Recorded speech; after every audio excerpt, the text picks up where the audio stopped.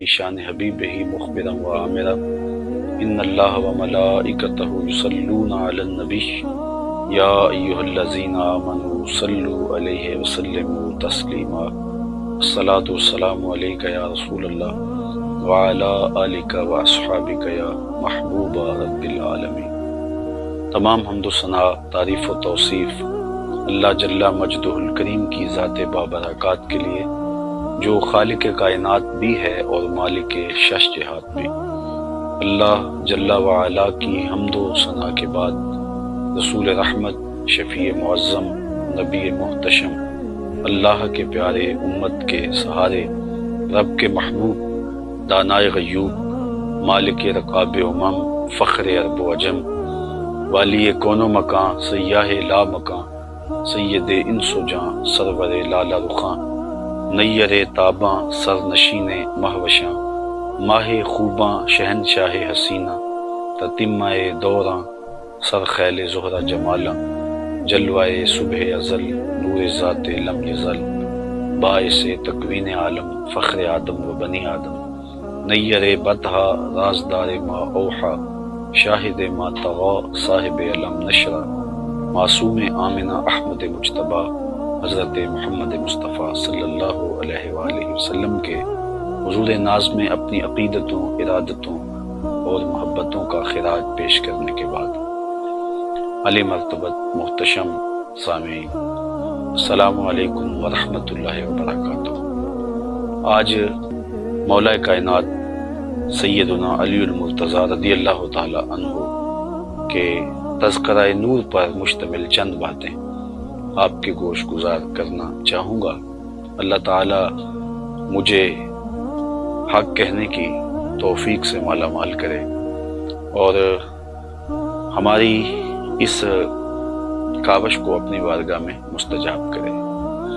حضرت سیدنا علی المرتضیٰ رضی اللہ تعالیٰ عنہ رسول کریم صلی اللہ علیہ وآلہ وسلم کے چچا زاد بھائی تھے، اور جب حضور نے اعلان نبوت کیا تو وہ خوش نصیب لوگ جنہوں نے سب سے پہلے حضور کی دعوت پہ لبیک کہا اور حضور کی نصرت، اعانت اور مدد کے لیے پوری قوت کے ساتھ کھڑے ہوئے، ان میں حضرت سیدنا علی المرتضیٰ رضی اللہ تعالیٰ عنہ کا نمایاں نام ہے، اور آپ نے حضور علیہ الصلاۃ والسلام کے لیے اپنا سب کچھ قربان کرنے کا جو عزم کیا، پہلے دن سے ہمیشہ اس پر کھڑے رہے اور پوری قوت کے ساتھ اسلام کی سربلندی کے لیے، دین اسلام کے فروغ کے لیے مستعد اور فعال رہے۔ حضرت سیدنا علی المرتضیٰ رضی اللہ تعالی عنہ کا حضور کے ساتھ یہ تعلق کہ حضور کے چچا زاد بھائی تھے، لیکن یہ تعلق اور زیادہ پختہ ہو جاتا ہے جب حضور اپنی لاڈلی صاحبزادی حضرت سیدہ طیبہ طاہرہ حضرت سیدہ فاطمہ سلام اللہ علیہا کو سیدنا علی المرتضیٰ رضی اللہ تعالی عنہ کے عقد میں دے دیتے ہیں، اور پھر وہ قربت جو حضور کو حضرت مولا کائنات سے حاصل تھی اور زیادہ گہری ہو جاتی ہے۔ جب مدینہ المنورہ کی طرف ہجرت ہوئی تو حضور نے انصار کو اور مہاجرین کو ایک دوسرے کا بھائی بنا دیا، تو حضرت علی المرتضیٰ رضی اللہ تعالی عنہ کی باری آئی تو حضور نے انہیں اپنا بھائی قرار دیا۔ حضرت سیدنا علی المرتضیٰ کے مناقب، آپ کے فضائل پر مشتمل بہت احادیث ہیں جو کتب احادیث کے اندر موجود ہیں، لیکن حضور نبی رحمت صلی اللہ علیہ وآلہ وسلم نے حضرت علی المرتضیٰ کی محبت کو، آپ کے پیار کو پوری امت میں راسخ کرنے کے لیے ارشاد فرمایا۔ حضرت زید بن ارقم رضی اللہ تعالی عنہ سے مروی ہے، اور تھوڑے الفاظ کے فرق کے ساتھ یہ روایت دیگر اصحاب رسول سے بھی مروی ہے۔ تقریباً 30 اصحاب اس روایت کی شہادت دیتے ہیں کہ حضور علیہ الصلوۃ والسلام نے ارشاد فرمایا، من کنت مولاہ فعلی مولاہ، جس کا میں مولا ہوں اس کا علی مولا ہے۔ تو حضور نے حضرت علی المرتضیٰ رضی اللہ تعالی عنہ کی محبوبیت کے لیے، آپ کے پیار کے لیے لوگوں کو آمادہ کیا، اور ان کی محبت لوگوں کے سینوں میں، دلوں میں جاگزی کی۔ حضرت ام سلمہ رضی اللہ تعالیٰ عنہ سے مروی ہے، حضور نے ارشاد فرمایا، لا یحب علیا منافق ولا یبغضہ مومن، علی سے منافق محبت نہیں کر سکتا اور مومن بغض نہیں رکھ سکتا۔ حضرت علی المرتضیٰ خود ارشاد فرماتے ہیں کہ اگر میں کسی مومن کی ناک پہ تلوار بھی مار دوں تو اس کے باوجود بھی وہ میرے ساتھ بغض نہیں رکھ سکتا، اور اگر کسی منافق کو میں خزانے بھی دے دوں تو وہ میرے ساتھ محبت نہیں رکھ سکتا۔ تو حضرت علی المرتضیٰ رضی اللہ تعالی عنہ کی محبت یقیناً ایمان کی علامت ہے، اور آپ کا بغض نفاق کی علامت ہے۔ اس لیے اہل ایمان حضرت مولا کائنات سیدنا علی المرتضیٰ رضی اللہ تعالیٰ عنہ سے ہمیشہ محبت کرتے آئے ہیں، اور کیوں نہ ان سے محبت کی جائے کہ جن کی محبت رسول اللہ کی محبت ہے، جن کی محبت دین کی محبت ہے، جن کی محبت اللہ اور اس کے رسول کی محبت قرار دی گئی ہے۔ حضرت سیدنا علی المرتضیٰ رضی اللہ تعالی عنہ کو حضور نے ہر مومن کا ولی قرار دیا۔ حضرت عمران بن حسین رضی اللہ تعالیٰ عنہ سے مروی روایت میں آتا ہے، حضور نے ارشاد فرمایا کہ ان علی منی وانا منہ وہو ولی کل مومن، کہ بے شک علی مجھ سے ہے اور میں علی سے ہوں، اور وہ ہر مومن کا ولی ہے۔ حضرت سیدنا علی المرتضیٰ رضی اللہ تعالی عنہ کو معیار حق ٹھہرایا، اور حضرت علی المرتضیٰ کے حوالے سے قیامت تک آنے والے جو فتنے تھے ان کا ذکر بھی کرتے ہوئے حضور نے فرمایا، خود حضرت مولا کائنات اس حدیث کے راوی ہیں، فرماتے ہیں ایک دن حضور نے مجھے دیکھا اور فرمایا کہ تیری مثال حضرت عیسیٰ کی ہے۔ حضرت عیسیٰ کے معاملے میں آ کے دو طرح کے لوگ برباد ہو گئے، کچھ لوگوں نے ان کے ساتھ بغض رکھا حتیٰ کہ ان کی ماں پہ تہمت لگائی، وہ بھی برباد ہو گئے، اور کچھ لوگوں نے ایسی محبت کی کہ ان کے بارے میں وہ کہہ دیا جو وہ نہیں تھے، انہیں ابن اللہ کہہ دیا، اللہ کا بیٹا کہہ دیا، تو وہ لوگ بھی برباد ہوئے۔ حضرت علی المرتضیٰ رضی اللہ تعالیٰ عنہ فرماتے ہیں میرے بارے حضور نے ارشاد فرمایا کہ تیرے معاملے میں آ کے بھی دو لوگ برباد ہوں گے، ایک محبت کر کے برباد ہوں گے، ایک بغض رکھ کے برباد ہوں گے۔ احباب ذی وقار، ہم نے دیکھنا ہے کہ ہم کہیں محبت میں گمراہ تو نہیں ہو رہے، اور یہ بھی ہم نے دیکھنا ہے کہ کہیں حضرت علی المرتضیٰ رضی اللہ تعالیٰ عنہ کے لیے دل کے کسی گوشے کے اندر کوئی بغض تو موجود نہیں ہے، حضرت مولا کائنات کا نام قلب کی تکلیف کا سبب تو نہیں ہے، اور یہ بھی دیکھنا ہے کہ ان کے ساتھ محبت کوئی اس طرح کا رنگ اختیار تو نہیں کر گئی کہ جن کی عظمتوں کے قصیدے زبان رسالت مآب صلی اللہ علیہ وسلم سے پڑھے گئے ہیں ہم ان کا بھی انکار کر دیں۔ تو حضرت سیدنا علی المرتضیٰ کی ذات کو معیار ٹھہرایا گیا۔ حضرت سیدنا علی المرتضیٰ رضی اللہ تعالیٰ عنہ کے حوالے سے حضور علیہ السلام کا روشن فرمان، انا دار الحکمت وعلی بابھا، میں حکمت کا گھر ہوں اور علی اس کا دروازہ ہے۔ اور یہ بھی ارشاد فرمایا، انا مدینۃ العلم وعلی بابھا، میں علم کا شہر ہوں اور علی اس کا دروازہ ہے۔ تو حضرت سیدنا علی المرتضیٰ حکمت کے دروازے ہیں، اور حکمت کے وہ موتی جو آپ کے دامن میں ہیں۔ آئیے تھوڑے وقت کے لیے کچھ موتی ہم بھی چنتے ہیں۔ حضرت سیدنا علی المرتضیٰ رضی اللہ تعالیٰ عنہ فرماتے ہیں، افضل الزہد اخفاء الزہد، بہترین زہد وہ ہے جس میں زہد کو مخفی رکھا گیا ہو۔ انسان اپنی عبادتیں، اپنی زندگی کے اعمال صالحہ جتنا مخفی رکھے گا اس قدر ہی اس کو اللہ کی رحمتیں نصیب ہوں گی، اور یہ اخفاء ہی اس کے زہد کا حسن ہے، اور یہی اس کے زہد کا جمال ہے۔ تو حضرت مولا کائنات نے افضل زہد اس زہد کو قرار دیا جس میں زہد کا اخفاء ہو۔ اور ایک دوسرے قول میں آپ ارشاد فرماتے ہیں، اشرف الغناء ترک المنع، بہترین غنا یہ ہے کہ آرزوؤں کو ترک کر دیا جائے۔ آرزویں ترک نہیں ہوں گی، تمنائیں ختم نہیں ہوں گی، تو پھر انسان کھرب پتی ہونے کے باوجود بھی کنگال رہے گا۔ ہر وقت، ہر لمحہ، ہر لہجہ اس کی ہرس اسے بے چین اور مضطرب رکھے گی۔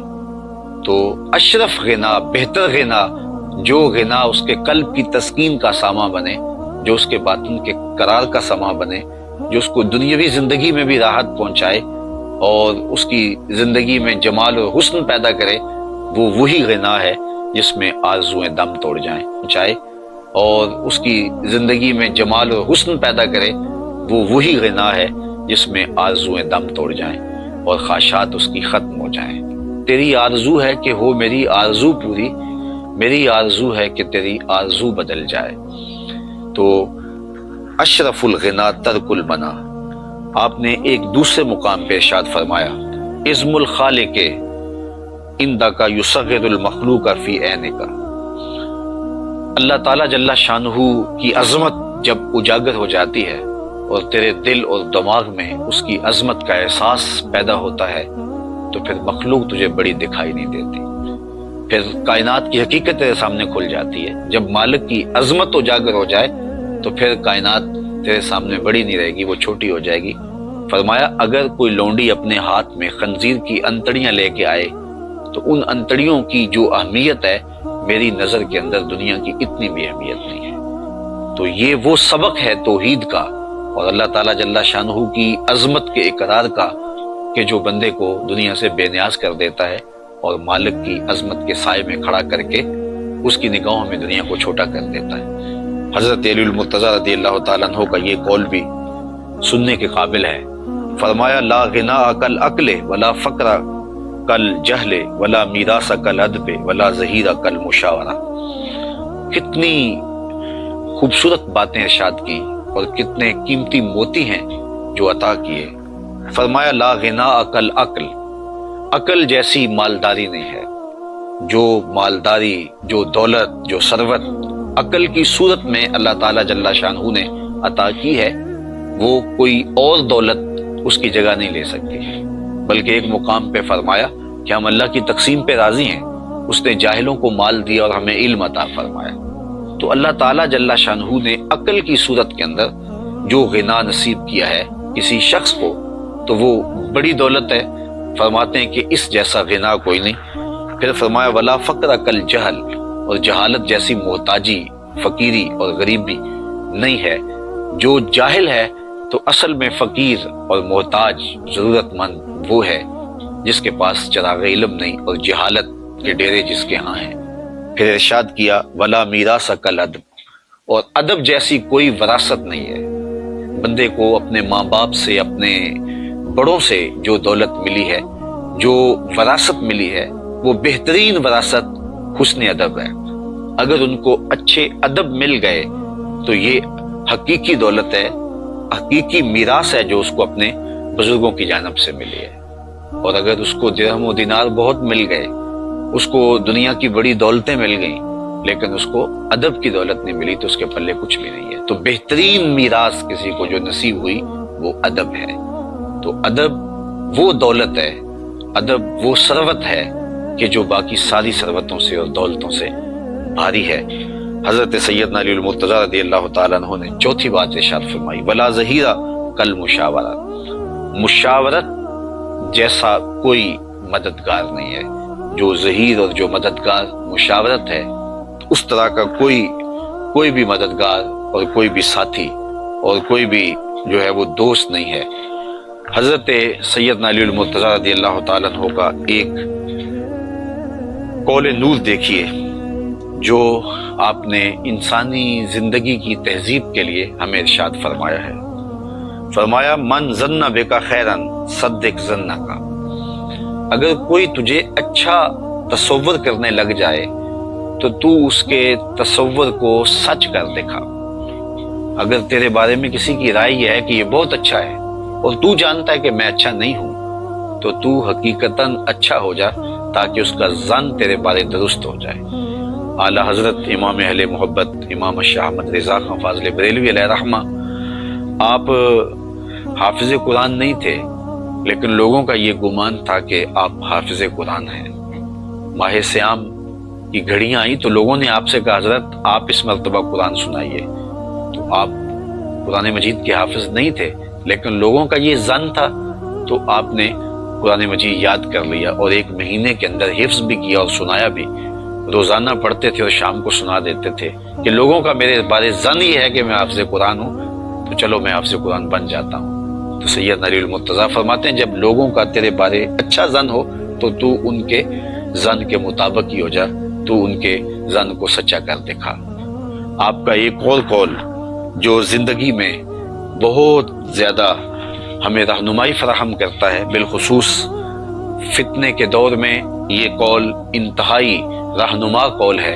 ارشاد فرمایا کن فی الفتنہ کا ابن اللبون لا زہر فیرکب ولا درع فیحلب۔ فرمایا تو فتنے کے زمانے میں اونٹ کے 2 سال کے بچے کی طرح ہو جا، نہ تیرے پہ سواری کی جا سکے اور نہ تیرا دودھ دھویا جا سکے، یعنی فتنے میں تو لوگوں کا فتنے میں مددگار نہ ہو اور ان کے لیے کسی طرح بھی تو معاون نہ بن پائے، تو فتنے میں اپنے دامن کو بچا کر کے محفوظ رہا جائے اور اپنی حفاظت کی جائے۔ تو کتنی خوبصورت مثال دی کہ جس طرح اونٹ کا 2 سال کا بچہ ہوتا ہے کہ وہ دودھ بھی نہیں دیتا اور سواری کے قابل بھی نہیں ہوتا، تو نہ تو فتنے کو کوئی طاقت فراہم کر سکے اور نہ ان کی کوئی مدد کر سکے اور نہ ان کی کسی ضرورت کو، فتنہ گروں کی کسی ضرورت کو پورا کر سکے، ابن لبون کی طرح ہو جا۔ پھر آپ نے یہ بھی ارشاد فرمایا من حاسب نفسہ رابحہ ومن غفل عنہا خاسرہ ومن خاف آمنہ ومن اعتبر ابصر ومن ابصر فہمہ ومن فہم عالمہ۔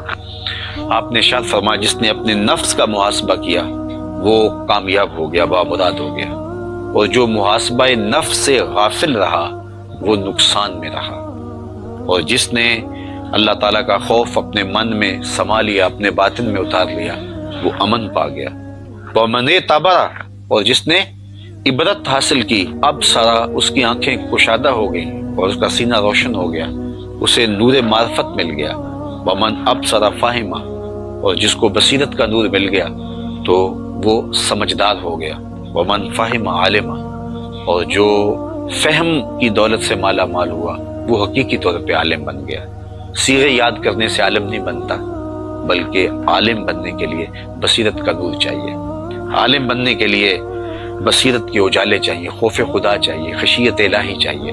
تو یہ وہ راستہ ہے جو ہمیں علم کی طرف لے جاتا ہے، اور ایک عالم کے لیے محاسبہ ذات سے شروع ہو کر کے فہم دین تک یہ ساری منزلیں آتی ہیں، تو پھر وہ عالم بنتا ہے۔ حضرت سیدنا علی المرتضیٰ رضی اللہ تعالی عنہ فرماتے ہیں من عظم صغار المصائب ابتلاہ اللہ بکبائرہا، جو چھوٹی مصیبتوں کو بڑا سمجھنے لگ جاتا ہے اللہ تعالیٰ جل شانہ اسے بڑی مصیبتوں میں مبتلا کر دیتا ہے۔ زندگی کے اندر مصیبتیں، آلام، مصائب ہمیں آتے رہتے ہیں، تو چھوٹی مصیبت آ جائے تو خم خواہ واویلا نہیں مچانا چاہیے، اور اگر چھوٹی مصیبت پر واویلا مچانے لگ جائیں گے تو پھر ایک دن آئے گا کہ اللہ بڑی مصیبتوں میں بھی ہمیں مبتلا کر دے گا۔ تو حضرت علی المرتضیٰ نے کتنا روشن قول ہمارے سامنے رکھا کہ اللہ کی طرف سے کوئی آزمائش آ جائے، امتحان آ جائے، اس کو صبر سے، حوصلے کے ساتھ اس امتحان کو، اس آزمائش کو گزارا جائے، تاکہ بڑی آزمائش سے، بڑی مصیبت سے بچا جا سکے۔ آپ کا ایک اور قول بھی دیکھیے، فرمایا تھوڑا سا شک دین بگاڑ دیتا ہے اور تھوڑی سی دنیا آخرت برباد کر دیتی ہے۔ تشکیک جب پیدا ہوتی ہے تو پھر دین نہیں رہتا۔ علامہ اقبال علیہ رحمہ نے بھی کہا تھا کہ غلامی سے بدتر ہے بے یقینی۔ تو بے یقینی جب روحوں میں، دلوں میں اترنے لگے تو پھر دین نہیں بچتا، دین باقی نہیں رہتا، اور تھوڑی سی دنیا داری آخرت برباد کر دیتی ہے۔ یہاں دنیا داری سے مراد خدا سے غافل ہونا ہے۔ چیز دنیا از خدا غافل بودن، علامہ رومی کہتے ہیں خدا سے غفلت کا نام دنیا ہے۔ سونے چاندی، کاروبار، یہ زندگی کے امور دنیا نہیں ہے۔ جب غافل ہوں گے تو وہ چاہے ہم ممبر پہ بیٹھے ہوں گے یا کعبے کا طواف کر رہے ہوں گے تو وہ دنیا داری ہوگی۔ تو ہم اپنے آپ کو غفلت سے بچائیں اور تھوڑی سی دنیا داری سے بھی اپنے آپ کو محفوظ رکھیں تاکہ آخرت کی بربادی نہ ہو۔ حضرت سیدنا علی المرتضیٰ رضی اللہ تعالیٰ عنہ کا ایک اور قول سنتے جائیے، فرماتے ہیں پرہیزگاری کے سوا علم درست نہیں ہے اور طمع سے دین سلامت نہیں رہتا۔ جب پرہیزگاری موجود نہیں رہتی تو پھر طبیعتوں میں علم پیدا نہیں ہوتا، اور جب کسی کی طبیعت میں طمع پیدا ہو جاتی ہے تو پھر دین سلامت نہیں رہتا۔ جب طمع پیدا ہو تو پھر دین کی حفاظت کون کرے گا؟ تو حضرت سیدنا علی المرتضیٰ رضی اللہ تعالیٰ عنہ کے یہ نور اقوال ہماری زندگی کے تیور اور دھارے بدل سکتے ہیں، اور ہمیں ایک اچھا اور صالح انسان بننے کے لیے یہ قول ہمارے لیے رہنما ہے اور روشنی ہے۔ حضرت علی المرتضیٰ رضی اللہ تعالیٰ عنہ چونکہ شہر حکمت کے دروازے ہیں، اس لیے ہمیں انہیں زندگی گزارنے کا کامل اور مکمل نصاب دیا ہے۔ اس نصاب